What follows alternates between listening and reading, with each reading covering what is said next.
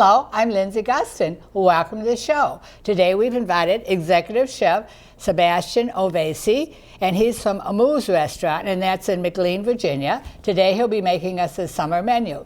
So welcome to the show, Sebastian. Thank you, Lindsay. I'm very excited to be here. Glad you're here. So tell us a little bit about yourself and the restaurant. I am the executive chef and managing partner of Amu's Restaurant, which is located in McLean, Virginia.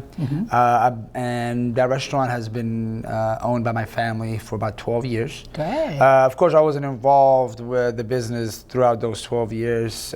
Just got involved with the family about 5-6 years ago. But, you know, as growing up as a kid, I grew up in the restaurant. They had another restaurant for about 15 years prior to that, and I grew up working in the kitchen and working at the dining room after school every day. So I learned. A good experience. Absolutely. Yeah. Absolutely. So you must have liked it.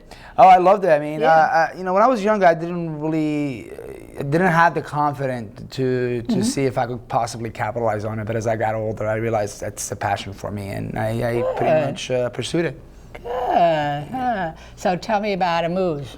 Amu's is a combination of authentic Persian cuisine, which consists of skewered meats and which are grilled over open flames. A lot of rice, a lot of braised meat stews and whatnot. And pretty much when I got involved about 5 years ago, I had this vision that I wanted to take what the restaurant was at the time was a solely authentic Persian cuisine. I wanted to inject a little bit of creativity into it, and we came up with the contemporary Persian cuisine, which is a huge hit right now. We're a very busy restaurant right now. That's good. Yeah. It's like a family restaurant, right? Yes, my sister, my brother, my parents are still very much involved. My dad, even till this day, he cooks.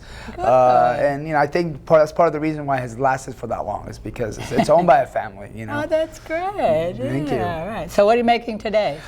Today I'm actually gonna present some of my signature items. They're going to be presented at my new restaurant that's opening in Gulfport, Florida, which is right outside of Tampa Bay. Oh, that'll be nice. Oh yeah, I'm very excited about air it. For you. Absolutely, tropical air. You can't go. There's nothing wrong with that. No. But it's a big restaurant. It's right on the beach, and you know, the concept is a new American cuisine with authentic Persian flair. Oh, that so sounds good. Yeah, you can see anything between flatbread to beef tenderloin kebab. You know, it's I believe it's a very, very unique concept. Sounds good. And some of the items that I'm presenting are going to be on that menu from the Florida restaurant. So you're going to start with a salad, right? Absolutely, which is the first item I'm going to present is the strawberry salad with gorgonzola cheese and walnuts. That sounds good for the summer. Excellent, yes. And then what's the next recipe? After that, I'm going to present the Boca Bay bowl, which is our coconut curry vegetables that's topped off with sesame, pan-seared beef tenderloin. Sounds great. Thank you. Right back with today's recipes.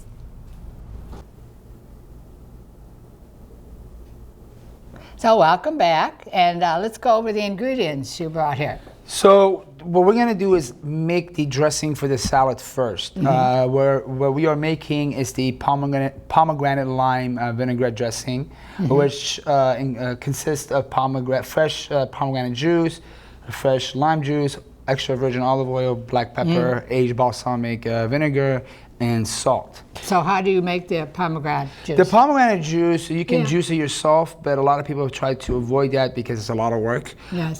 There's different variations of method of how to doing that, but I personally like cutting the pomegranates in half, and you put one half in one hand, and with the other hand you start banging really, really hard on it with a large spoon. So what happens, all the seed falls off in between your fingers into a bowl. And once everything is seated, you'll see that juice in the bottom of the bowl. And this is it, huh? That's beautiful, it, right? Yeah. You made this today? This morning, yes, before my arrival here. Oh boy, it looks good. So the first thing you have to do is obviously get the olive oil. Olive oil is going to be the base of your dressing. And for dressing, I usually use tablespoons to be able to measure. All right. What we're going to do is we're going to put 2 tablespoons of pomegranate juice here. And if you want a little bit more pomegranate, you can put more pomegranate juice. It's not a problem. But I personally think to to keep the integrity of the taste, I don't like to put too much because I like to okay. have a tasting of all the spices in the So dressing. what flavor does that have, the pomegranate? It has a really, really sweet, sour taste. So you it starts out with sweet, and then you have a nice little sour finish afterward. Wow. So, but I'm gonna go actually gonna add another spoon as well, just to Okay. give, for a little more flavoring. So you grab. You also just a little bit of lime juice. That's fresh lime juice. Fresh lime juice. A pinch of black pepper. Okay.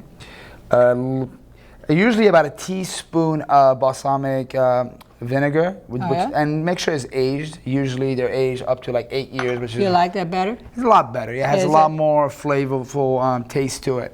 And a pinch of salt. Okay. There you go. And then with a whisker, you're gonna go ahead and mix it up a little bit. Oh, that's different. Looks good. Yeah. So you mix it until you get this light brown color, Oh, all right. which that's a combination of the pomegranate color and the olive oil juice. And so once you mix that, that has a nice little consistency to it.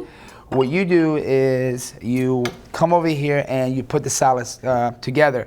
So what do we have here? We have here is fresh spring mix lettuce, which is baby arugula, chard, and spinach. We have fresh diced strawberries, crushed walnuts, and gorgonzola cheese crumbles.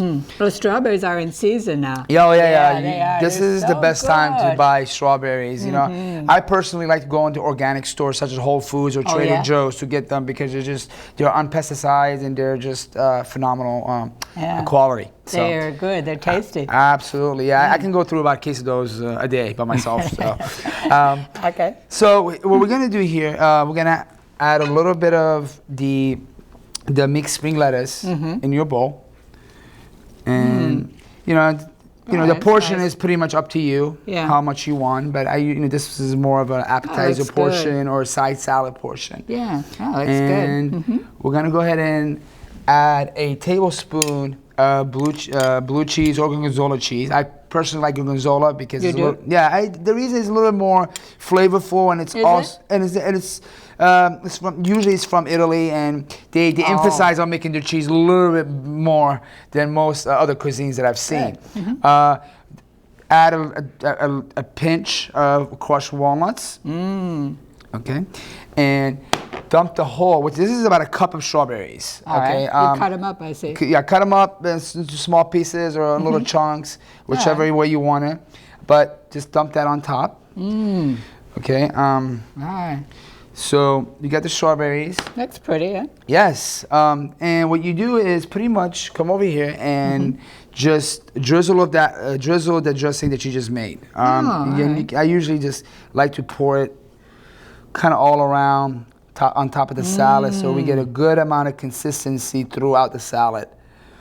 And pretty much. That's beautiful. Thank you. So Yeah. this is your strawberry salad that we serve at Boca Bay Grill. We'll be serving at Boca Bay Grill. Oh, Okay. wow. Beautiful, yeah. Thank you. Perfect for this time of year, too. Absolutely, it's very refreshing. And if you try to keep everything in the refrigerator, keep it at a cool temperature, it could be a very, very cooling dish in the summertime and on hot summer days. Good. So what do we have next? Next is going to be our coconut curry vegetables that's topped off with sesame seared beef tenderloin fillet.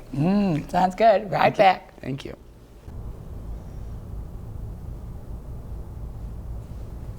The recipes we're making on today's show will be available on my website, that's chefsrecipes.org. So what we have now, Sebastian? Right now we're going to get into the process of making the coconut curry vegetables. The first thing we have to do, start searing the broccoli slaw and the broccoli florets. So what does this consist of? Broccoli slaw is pretty much the stems of broccoli that's shredded. You have shredded cabbage, carrots, and celery as well. Celery too, huh? Oh yes, That's good. Tiny little bit of celery strips. So the first thing we have to do, we have to add the olive oil to the medium heated pan. All right. And once you do that, You like to use the olive oil? I do like to using olive oil versus vegetable oil. It's just not only is a healthier alternative, but also for flavoring, I think it's a better alternative to regular oil. So what we're gonna do, this is usually about a cup, but I'm doing this so that way the audience can have a really good visual of what everything looks like. Yes. So for one serving, usually about 3 tongs or equal to 1 cup is enough. Okay. You put that there, and then you add the broccolis.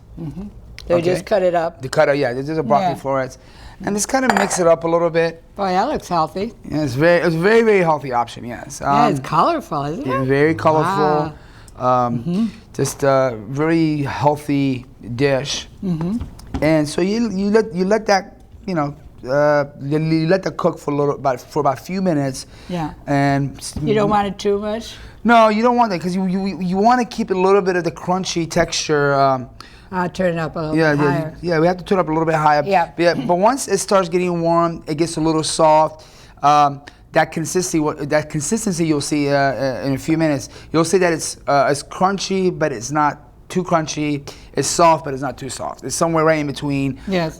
Easy. It just makes it very, very flavorful. If you cook it overcook the vegetable, what's going to happen? You lose all the flavors. Yeah. Oh, you do. You lose the flavor. Yeah. Not only that, all the benefits that it gives to your body. You lose all the enzymes if you cook it all the way. But if you cook it just a little bit, you keep all the enzymes and all the flavors, everything that one can benefit from. Okay. So there it is. So while that's cooking, searing, what we're gonna do, we're gonna step over here and make the coconut curry sauce.